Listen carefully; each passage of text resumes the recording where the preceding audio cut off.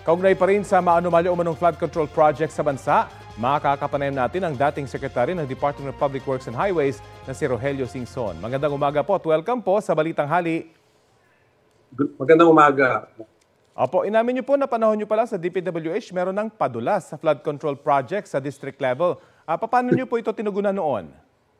Well, bago kami dumating dyan kasi talagang notorious ang DPWH. Nakikipaglaban sa top 3. Customs, PNP, kami. No? Yan parati. So, ang mandato sa akin ni President Noynoy, ayusin at bawasan o alisin ang korupsyon sa DPWH. Ganun lang kadiretso. Sabi ko sa kanya, basta suportahan nyo kung gagawin natin yan. Paano niyo po tinugunan yung padulas?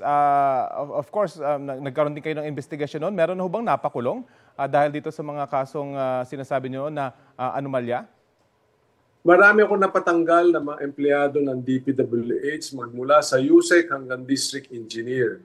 And then that's when we instituted what we referred to as promotion from within. Ibig sabihin, lahat ng vacancy for district engineer, assistant regional director, ASEC, ipinopost namin yan sa bulletin boards ng mga opisina at sinasabi namin kung tingin nyo qualified kayo, mag-apply kayo at bibigyan namin kayo ng qualification exams.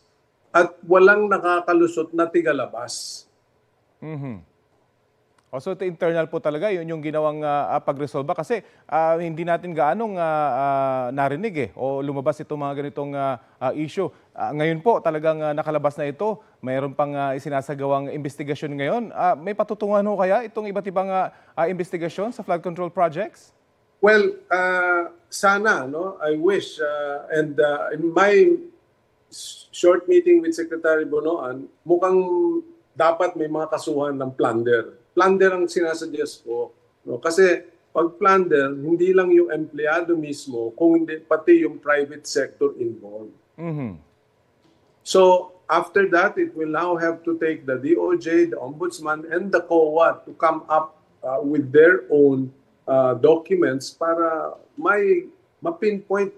Meron naman dapat sigurong managot dyan sa ganyang klaseng anomalya na napaka-garapalan. Dahil nga po dito, pinagre-resign mismo si Secretary Bonoan, pero may mga nagsasabi rin namang posibleng hindi niya alam yung mga nangyayari sa baba. Sa palagay po ninyo, sa inyong karanasan bilang Secretary ng DPWH noon, pwedeng hindi niyo alam yung mga nangyayari sa baba? Hindi pwedeng hindi. Noong panahon ko, identified yung ano yung klaseng project at namomonitor lahat yan. Ang naging problema kasi, dati-dati ang level ng approving authority and district engineer 50 million. At yung regional director, 150 million. Anything above that, pupunta na sa central office yan. Okay. Ngayon, ang level of authority and district engineer, nasa 150 million. Ang regional, nasa 400. Sa katunayan, wala nang umaakyat na local project sa head office. Ang projects na nila yung foreign assisted projects. So you can imagine what's happening. Alam naman natin na yung district engineer is at the mercy of politicians. No? So 150, magkakaroon ng insertion na 1 billion. Hindi mo na makikita yan. Chap-chapin na yan para lahat yan. Aaprubahan na lang at the district level. Para lang po malinaw, so ang sinasabi nyo, alam ng central office yung mga nangyayari sa baba?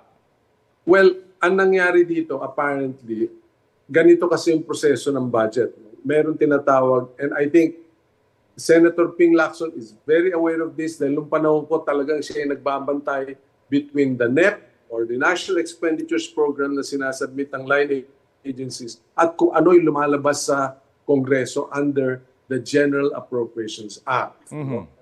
Yung proseso na yan, magsasubmit ang line agencies. For example, DPWH, for 2025, ito yung budget namin.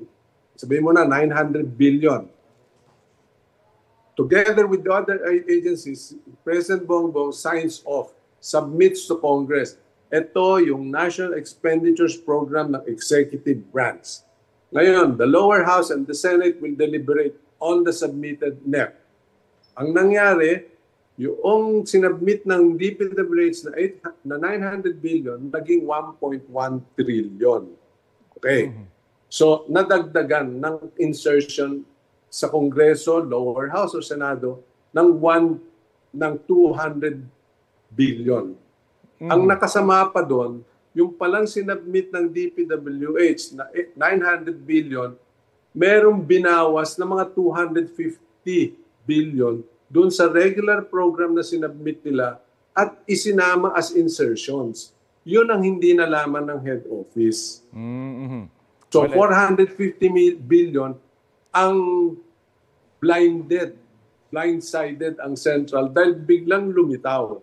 O ngayon, ang sabi, bakit hindi inobjekan? Bumalik sa Malacanang, the president vetoed, I think, almost about 76 or 80 billion out of the insertions. Okay. Anyway, sige po. At siguro itong mga figures na ito, marami pang lalabas At sana matugunan ng mga batas dito sa sinasagawa nilang investigasyon. Anyway, ano po kayo nangyari doon sa flood control master plan na iniwan po ng Aquino administration? Paano nyo po ba itin-over ito sa susunod na namuno sa DPWH? It is there. Hindi ko naman iuwi yun. It is public document. It is in the Department of Public Works. In fact, NEDA has been referring to the master plan for river basins. Major river basins yan.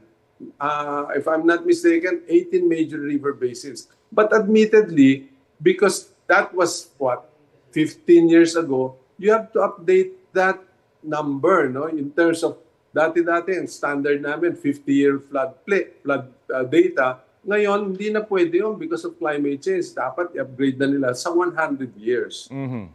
So again, merong master plan pero apparently hindi lang po natingnan. Para po ba sa inyo, dapat na mag-resign ang head ng DPWH po ngayon dahil sa mga nangyayaring anomalyang ito? Importante, may confidence si President Marcos at saka full backing. Hindi pwede yung walang full backing ng presidente. Marami pong nagsasabi kayo inirerekomenda Anong reaction niyo roon? Tumanggi na ako dun sa mga feelers dahil naawa naman ako sa safety ng pamilya ko.